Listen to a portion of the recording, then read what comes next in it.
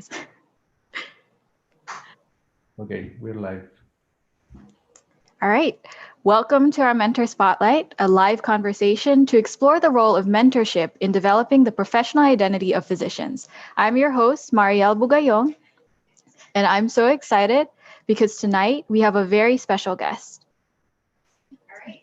Welcome to our Mentor Spotlight. So Dr. Kamna Balhara is an assistant professor. One moment, please.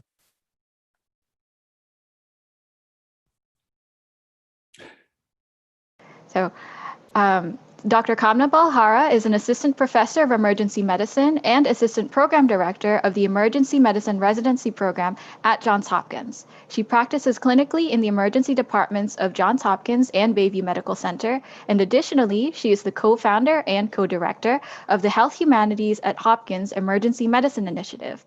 Interesting tidbit, Kamna also holds a master's degree in French cultural studies from Columbia University. She's interested in advancing the health humanities in resident education with specific focuses on the roles of narrative medicine and the visual arts, as well as the intersection of the humanities, social emergency medicine, and health equity. Welcome, Kamna. Thank you so much for having me. It's a pleasure to be here. And it's a pleasure to have you here. So to start off, tell us a bit more about yourself. What inspired you to pursue a career in medicine?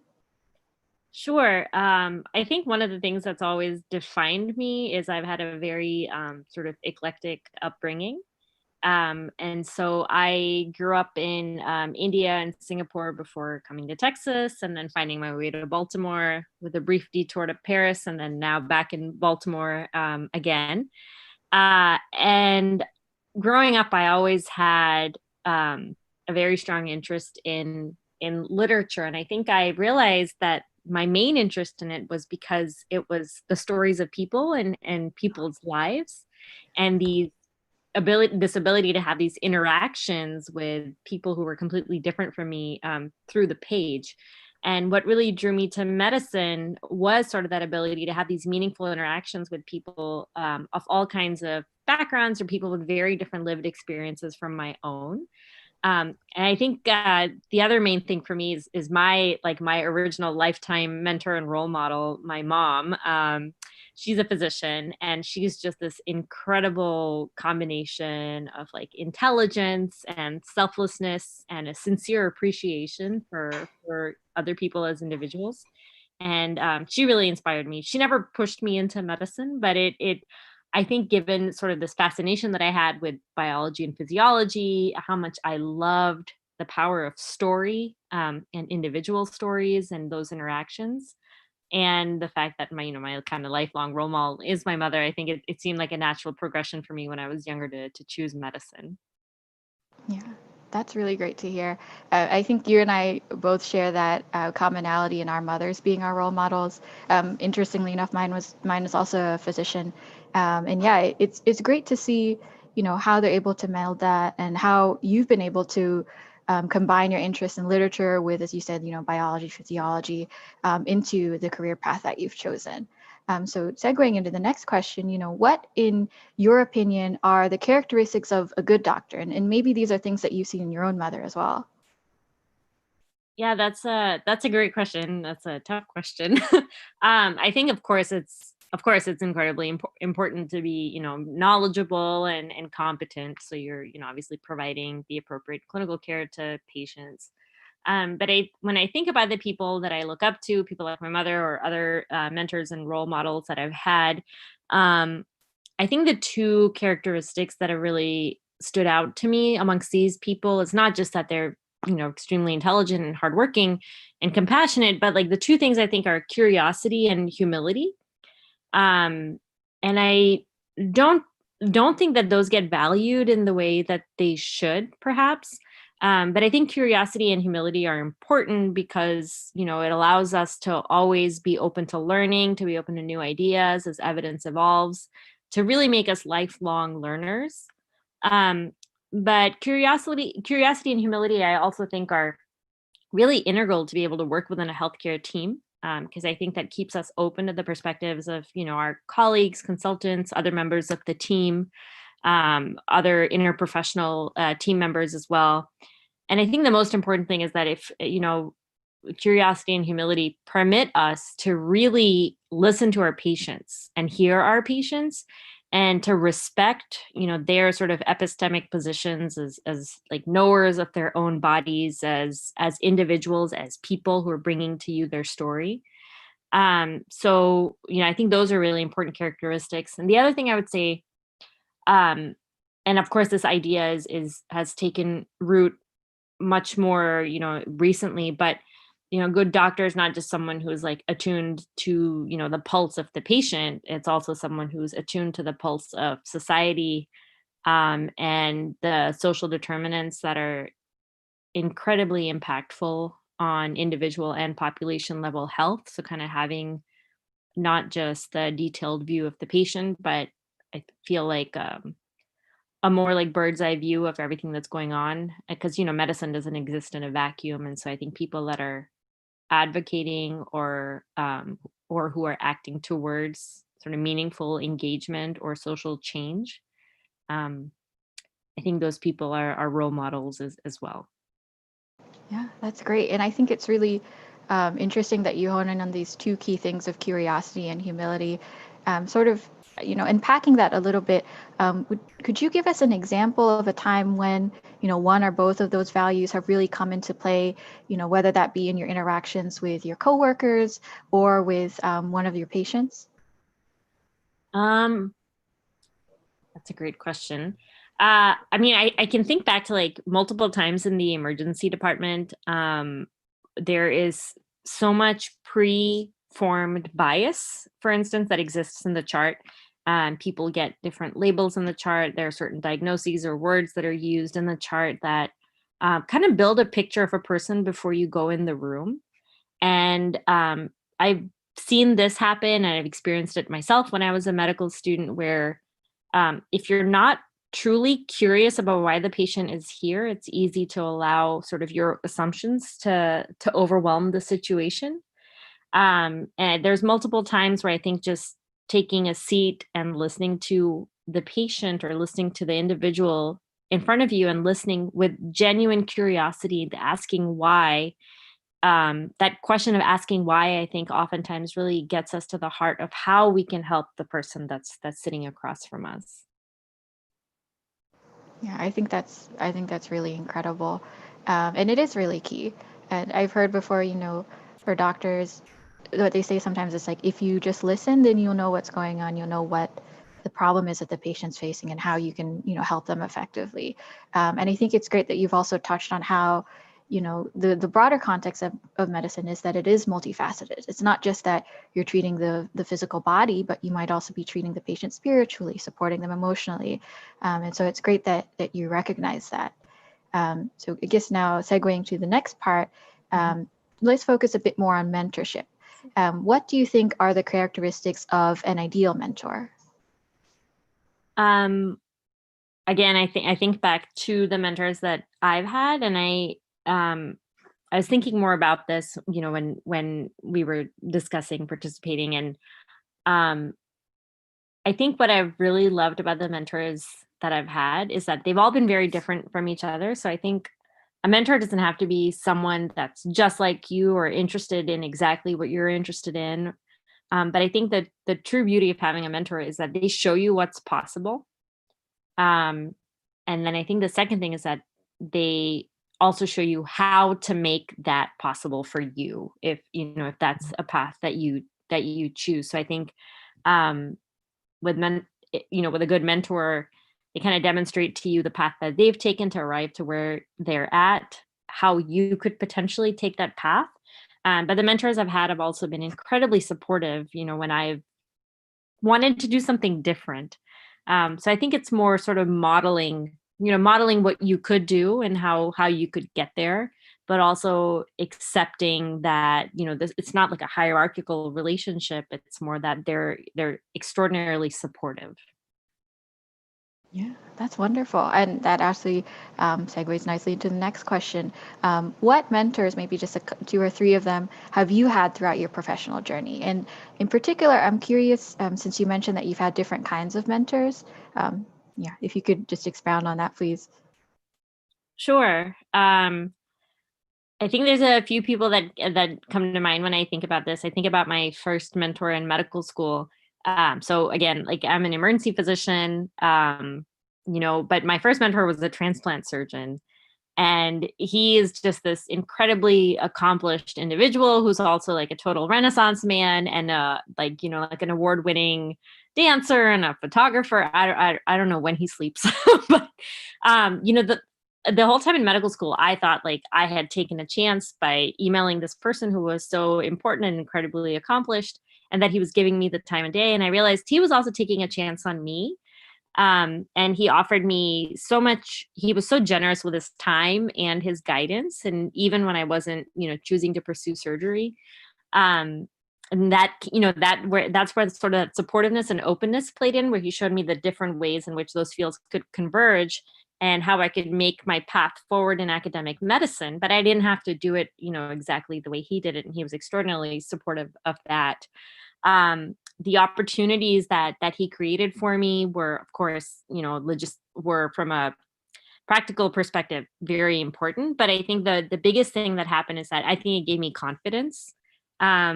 I didn't think I could accomplish the kinds of things I could until he pushed me to do it. And so that was a wonderful mentor to have at the start of my medical career. The other person that comes to mind is my program director from when I was a resident, who is also currently my boss. She is, she's just a role model in so many different ways, not just as a professional, not just in her capacity as an educator, but just as a human being. And we're very different people. But again, in those differences, I see what I can work on, what I can improve upon, what I can learn from her. So two sort of very different experiences, but both have contributed, sort of building up my confidence when I was a junior trainee, and supporting me and supporting my evolution going forward. Yeah, that's really wonderful. Thank you so much for sharing a bit about those two mentors. It's really great to see how they've helped, different facets of your journey and helping you discover and as you said, gain confidence in yourself. I'm curious, and pick one of the two. What is an example of, let's say, something that you got involved in because of encouragement from, or through encouragement from your mentor, that you didn't expect that you would do? At least not initially. Sure. I think about, for instance, like residency education. I had not considered that as a career path for myself initially, especially in residency.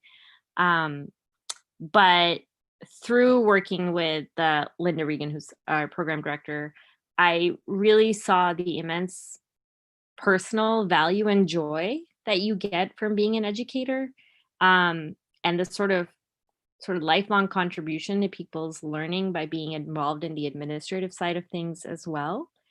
And it's through her encouragement and through her support that I started to explore this and pursued this, and now I'm officially involved in residency education.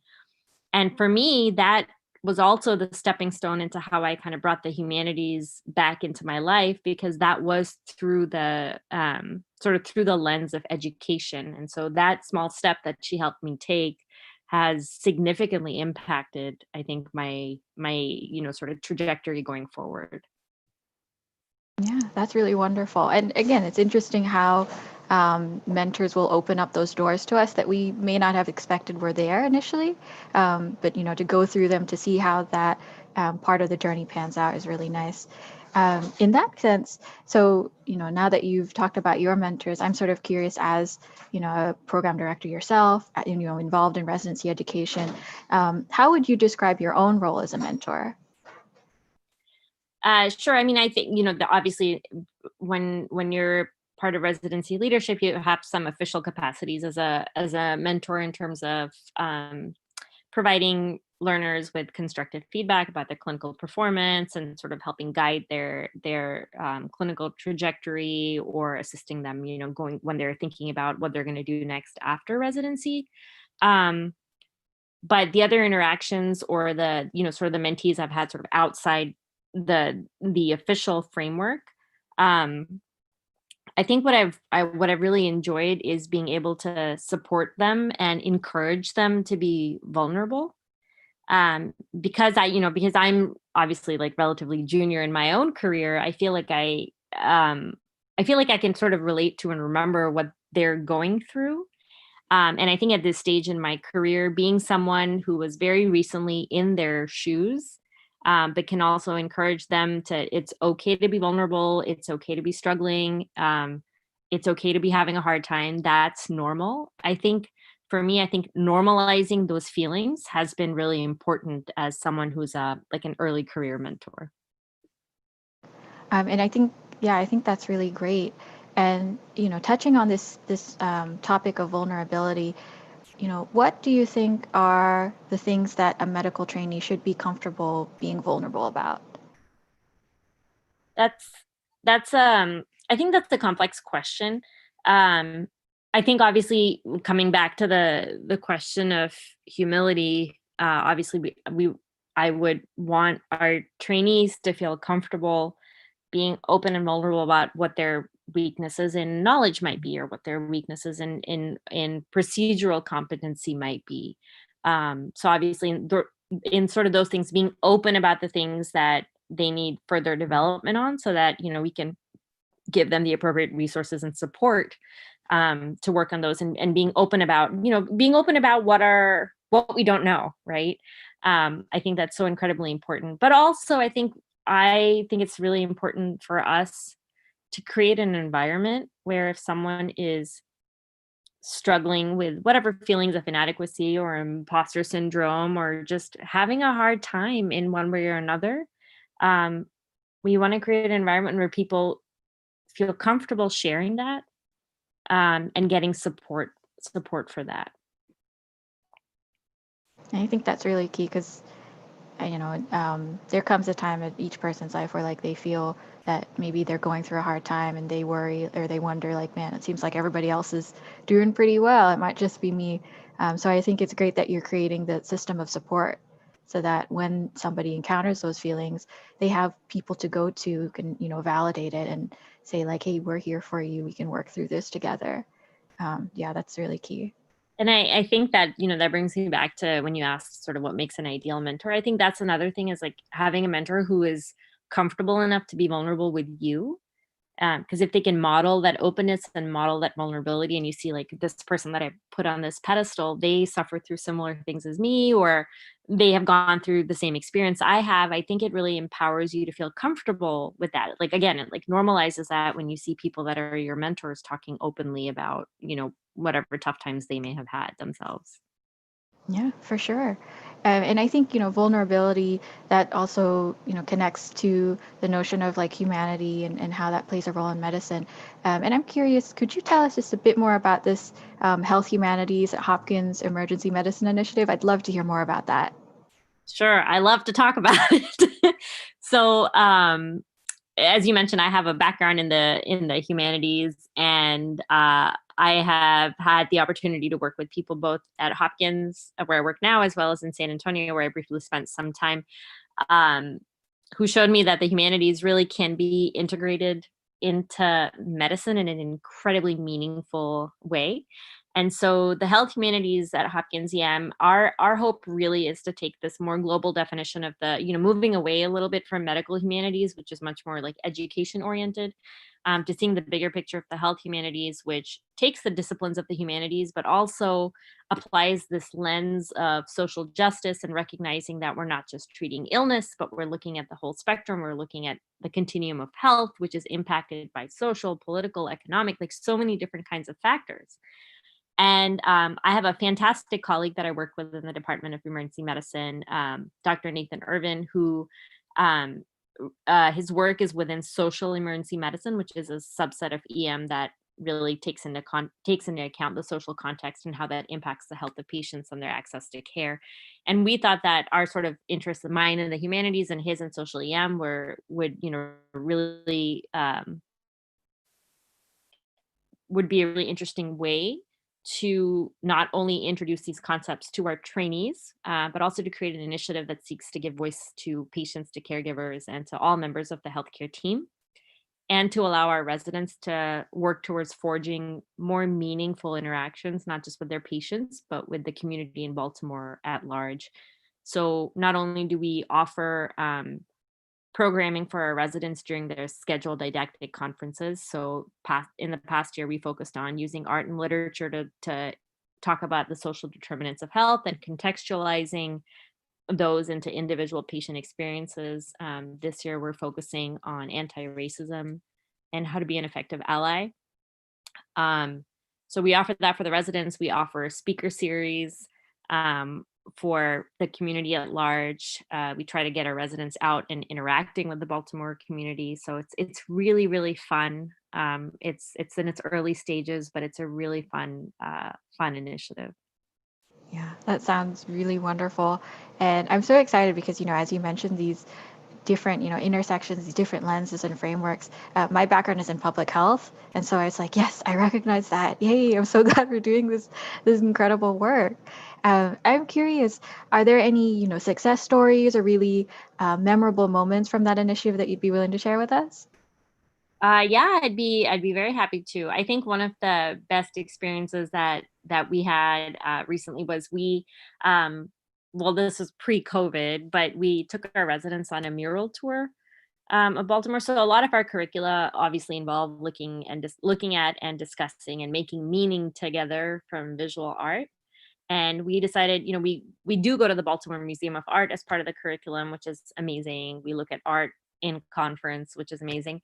But we decided, like, why don't we go and look at street art, because it's so much more, often more representative of the actual communities. And so it was me and my colleague Nate and one of our other faculty and a few of our residents. We got on a bus and we mapped out murals in different neighborhoods of Baltimore, and we spent 2 hours driving from mural to mural, and it sparked this incredible conversation, not just, on the art that we were looking at and making meaning from it together, but also the impact of the built environment and the impact of, different neighborhoods, different access to care, how infrastructure differed from neighborhood to neighborhood.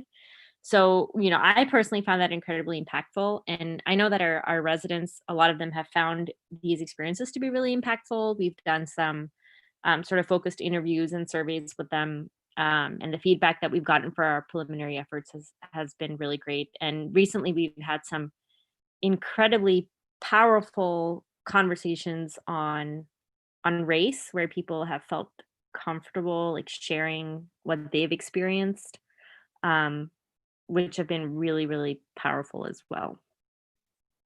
I think that, yeah, you're doing really timely and very important work, particularly, as you said, your focus on anti-racism this year.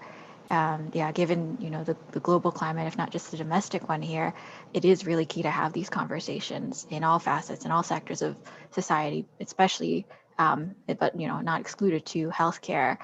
So yeah, I'm really glad to hear that. And this tour you mentioned about going through the different murals in Baltimore, I've seen a few of them myself, and they're really gorgeous. And I'm always curious to know what the artist, what their motivation was, that sort of thing. I'm wondering, I guess from what you recall on the tour, were there any particular murals that really struck you or struck your co-leader or one of the residents on tour? Yeah, I can think of one. I can't remember the exact intersection in Baltimore that it's at. It's not too far from the hospital, from the hospital itself, but it's a building, and there's different murals on each side. And on one side, it's this mural of that depicts Johns Hopkins, the guy, and Henrietta Lacks. And this really beautiful representation of her cells. And that sparked a really somewhat uncomfortable but important conversation on the fraught relationship that the hospital and its legacy have with the communities around the hospital. And so I think that was a really important conversation when we talk about how to engender trust in our patients and understanding why distrust might exist. And then, when I still remember it was at this intersection. And so we walk around to the other side of the building, and there were these little black and white murals with an individual face, and it said, "I am." And then there was like a description. And we ended up talking about how, the power, again, this brings me back to my favorite thing, which is like the power of story and the power of narrative. And we talked about how interesting it was to see what people would choose to represent themselves. And so that was a really great conversation as well. Yeah, that's awesome. And I'm glad that you all were able to, make the time to do that. It seems like a challenging thing with residency is just finding time amidst everything else they have to do. But yeah, I think that was a really essential activity, and hopefully one that the residents remember for years to come. So another thing that you mentioned is that, overwhelmingly, or maybe not overwhelming, but overall, you got really positive feedback from the residents. Could you describe a bit more about what did that look like? Any quotes from the residents as far as what they think about this initiative? Sure. I think there were a few people who kind of started off by saying that I never thought I would enjoy this, but I really enjoyed this more than I thought I would. And those were some of my favorite responses, to kind of show them the humanities in action, and not just how, going beyond like humanities are restorative or curative or sort of like a feel good thing, but to actually realizing how they're integral to their practice.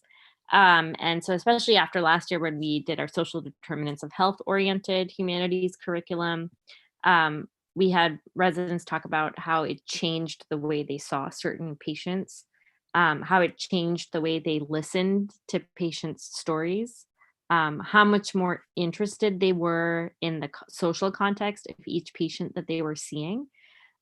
We are really lucky to have a fantastic group of EM residents who are all, I think, across the board, fairly attuned to the world around them, and very motivated to make meaningful change.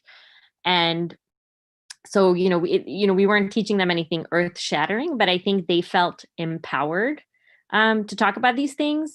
And one of the other things that came out is that they felt, because we'd integrated it into their curriculum, they felt good because they felt like the department as a whole and the leadership also valued this, that this wasn't just something happening on the side, but that we as a department, our culture of this department, valued these sorts of conversations. And I think that was really impactful. I think that, again, I think a lot of what you've been saying, and even this response, it's really great. It's really inspiring to hear that this has made such a positive impact in the current EM residents, and hopefully for future cohorts of EM residents to come. On this notion of transformation, how, if at all, do you think the role of mentorship or just the humanities in general has changed in medicine over the years? I think it's more of a, like, yeah, I guess, I'm early in my career, and my time span in medicine is relatively, so to date, is limited. And I think I mentioned this before, but I always assumed that the mentor-mentee relationship was a sort of hierarchical thing where you're working with someone who was incredibly accomplished, and they, deigned to spend some time with you. And I think, I'm not sure if that's how things were, but that's certainly the impression I had. But in my interactions with my mentors, it's a much, it's a much more casual, comfortable, supportive interaction. Um, and yeah, and I think this goes along with the theme of vulnerability as well, as that I think people have felt more comfortable sharing their experiences or being vulnerable with mentees. So I think that's really important. As far as the humanities, I think there's this overall swing, going beyond the medical humanities and just how to use art in education, but to like a broader overlook as to how to use art or literature to not just improve, resident training, but to improve patient care, or how to engage with these topics in a meaningful way in the broader context of surrounding communities and society in general, as opposed to just like, within the hospital. Yeah, thank you for that. And one last question. So, what is one piece of advice or some words of wisdom that you'd like to share with current medical students and trainees? I think I would say, earlier, I didn't think that the different interests that I had fit into being a physician. And I think what I've learned over time and what I've seen with the mentors that I've had and the people that I look up to is that you can have different identities and you can wear different hats and you can have different strengths. Like you can have, for me personally, my interest in the humanities, the things that I enjoy outside of medicine. I found that not only do they enrich my career as a physician, but they're integral to my identity as a physician. They're integral to my interest in medicine. They're a huge part of why I'm a doctor in the first place. And so I think I would tell med students, if there's no one way to be a physician, and that, we should feel comfortable bringing in those other strengths and identities and interests, and integrating them into our careers, as opposed to seeing those things as something separate. Thank you so much for that. So again, Kamna, thank you so much for taking the time to meet with us tonight. Thank you so much for your insights. This is a really great conversation. And I want to remind all of you who are tuning in right now, this event was brought to you by Ars Medica. We are a nonprofit organization dedicated to nurturing the personal and professional growth of medical students and physicians. Our online community brings together doctors, residents, and medical students to inspire and support each other in our journey towards a more meaningful practice of medicine. If you want to join our community or just learn more about us, we encourage you to visit our website, www.ars-medica.org. Again, that is www.ars-medica.org. And don't forget to subscribe to our YouTube channel. Thank you so much for tuning in, and until next time. Thank you again.